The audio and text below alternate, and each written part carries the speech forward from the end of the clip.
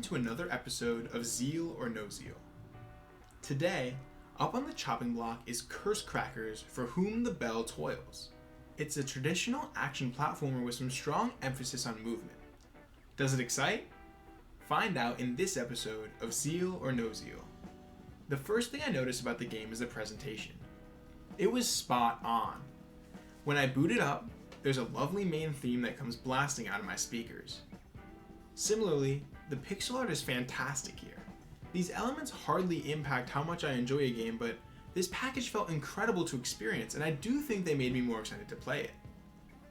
However, it certainly was not the only thing I consider.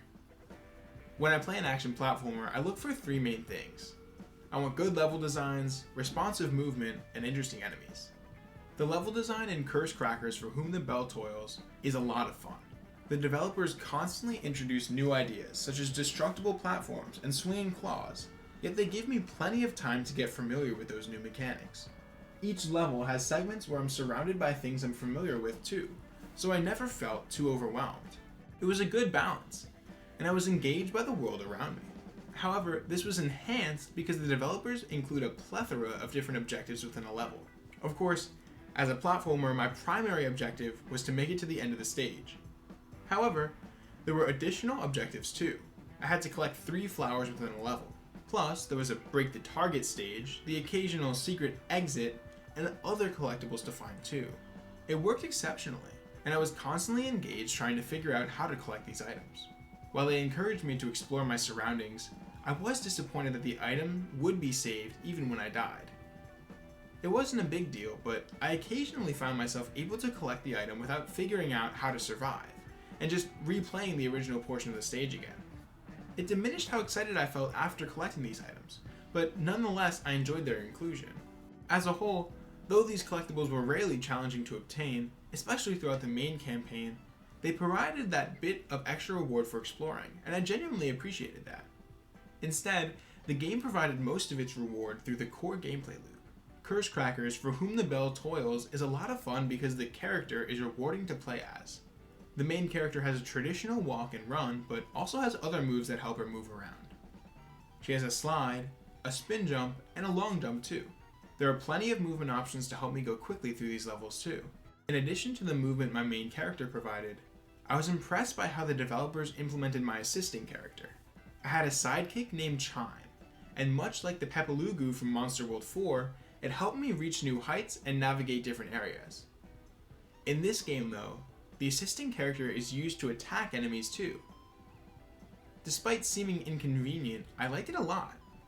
The attacks were fast-paced and I rarely had to wait for Chime. Moreover, in terms of movement, Chime helped me get through areas quickly. Chime was a great addition to my moveset and really helped enhance the game a lot. Overall, the movement mechanics featured in this game are stellar. They're responsive, have a high skill ceiling, and help me get through areas quickly. However, sometimes these movement mechanics are tricky to control. My main character has one move that's inputted by pressing down and forward and then jumping, but she has another that's inputted by just pressing down and jumping. They're not overly similar, but there were plenty of times where I intended to get one and I actually got the other. It's not a big deal, but I was disappointed by it.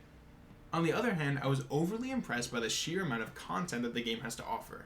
There are plenty of main campaign levels, plus secret worlds, bonus levels, and even side quests where I assisted non-playable characters. The game is clearly designed with passion, and it shined through immediately.